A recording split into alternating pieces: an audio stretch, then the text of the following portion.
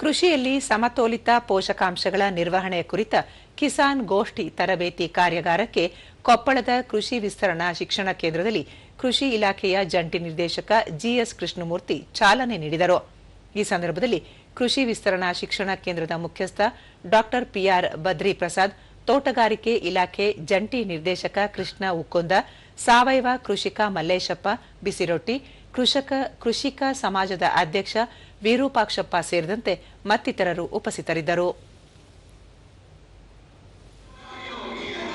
ಲಘು ಪೋಷಕಾಂಶಗಳನ್ನು ಸರಿಯಾದ ಪ್ರಮಾಣದಲ್ಲಿ ನೀಡುವುದು ಹೇಗೆ, ಈ ವಿಷಯದ ಕುರಿತು ಬೆಳಕು ಚೆಲ್ಲಲು ಬಳಿಕ ಕಾರ್ಯಕ್ರಮದಲ್ಲಿ ಜಿಎಸ್ ಕೃಷ್ಣಮೂರ್ತಿ, ಇಂದು ಭೂಮಿ ಹಾಗೂ ಫಸಲಿಗೆ ಕೇವಲ ಸಾರಜನಕ ಒದಗಿಸಲಾಗುತ್ತಿದೆ, ಆದರೆ ಮಣ್ಣಿಗೆ ಇದಷ್ಟೇ ಸಾಕಾಗದು, ಬದಲಿಗೆ ಇನ್ನಷ್ಟು ಪೋಷಕಾಂಶಗಳನ್ನು ಪೂರೈಸಬೇಕು, ಸಾವಯವ ವಿಧಾನ ಅನುಸರಿಸುವುದು ಹೆಚ್ಚು ಉಪಯುಕ್ತ, ಕನಿಷ್ಠ 25% ಕೃಷಿ ಭೂಮಿಯಲ್ಲಿ ಸಂಪೂರ್ಣ ಸಾವಯವ ಬೇಸಾಯ ಅಳವಡಿಸಿಕೊಳ್ಳಬೇಕು ಎಂದು ಹೇಳಿದರು.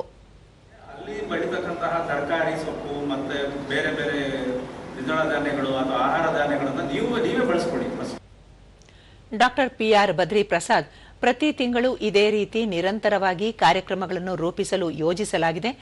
ರೈತರು ಇಂತಹ ಕಾರ್ಯಕ್ರಮಗಳನ್ನು ಸದುಪಯೋಗಪಡಿಸಿಕೊಂಡು ಹೆಚ್ಚಿನ ಮಾಹಿತಿ ಪಡೆದು ಕೃಷಿಯಲ್ಲಿ ಪ್ರಗತಿ ಸಾಧಿಸಬೇಕು ಎಂದು ಹೇಳಿದರು. ಹೊರಮಂಡಲದ ಸಂಸ್ಥೆಗಳಿರ್ಬೋದು, ಮತ್ತಿತರರಿರ್ಬೋದು, ಎಲ್ಲೋ ಒಂದು ಕಡೆ ಅದಕ್ಕೆ ಅನುದಾನವನ್ನು ಹೊಂಚಿ ಇಂತಹ ಕಾರ್ಯಕ್ರಮಗಳನ್ನು ಮಾಡಲಿಕ್ಕೆ ನಾನು ಪ್ರಯತ್ನ ಮಾಡ್ತೀನಿ. ಕೃಷ್ಣ ಉಕ್ಕುಂದ, ರೈತರು ಸಾವಯವ ಮತ್ತು ಸಗಣಿ ಗೊಬ್ಬರಕ್ಕೆ ಹೆಚ್ಚು ಒತ್ತು ಕೊಡಬೇಕು, ಸಾವಯವ ಗೊಬ್ಬರ, ಜೀವಾಮೃತ, ಪಂಚಗವ್ಯ ಎಷ್ಟು ಪರಿಣಾಮಕಾರಿ ಎಂಬುದನ್ನು ರೈತರು ಮನಗಾಣಬೇಕು ಎಂದು ತಿಳಿಸಿದರು. ಭೂಮಿ ಫಲವತ್ತಾಗ್ತದೆ, ಆಮೇಲೆ ಅಲ್ಲಿರ್ತಕ್ಕಂಥ ಈ ಸೂಕ್ಷ್ಮ ಜೀವಿಗಳಿರ್ತವೆ, ಎರೆಹುಳು ಗೊಬ್ಬರ ಆಗಲಿ, ಬೇರೆ ಬೇರೆ ಈ ಭೂಮಿಯನ್ನು ಫಲವತ್ತು ಮಾಡ್ತಕ್ಕಂಥ ಸೂಕ್ಷ್ಮ ಜೀವಿಗಳು ಅವೆಲ್ಲವೂ ಆಕ್ಟಿವೇಟ್ ಆಗ್ತವೆ. ಮಲ್ಲೇಶಪ್ಪ ಬಿಸಿರೊಟ್ಟಿ, ಎರೆಹುಳು ಗೊಬ್ಬರ ಎಲ್ಲ ಬೆಳೆಗಳಿಗೂ ಉತ್ಕೃಷ್ಟ ಆಯ್ಕೆಯಾಗಿದೆ. ಬರ ಪರಿಸ್ಥಿತಿ ಇದ್ದಾಗ ಒಣ ಬೇಸಾಯ ಪದ್ಧತಿಯಲ್ಲಿ ಘನ ಜೀವಾಮೃತ ತಯಾರಿಸಿ ಕೃಷಿಯಲ್ಲಿ ಯಶಸ್ಸು ಗಳಿಸಬಹುದಾಗಿದೆ. ರೈತರು ಸಾವಯವ ಪಥದಲ್ಲಿ ಸಾಗಬೇಕಿದೆ ಎಂದು ಕರೆ ಕೊಟ್ಟರು. ಕಂಟಿನ್ಯೂ ಮಾಡು ಅಂತ ಹೇಳಿದ್ರೆ ಮುಂದೆ ಮತ್ತೊಂದು 3 ತಿಂಗಳು ಬಿಟ್ಟಿದ್ದ ಫೋನ್ ಹಚ್ಚಿ ಬಂದರು.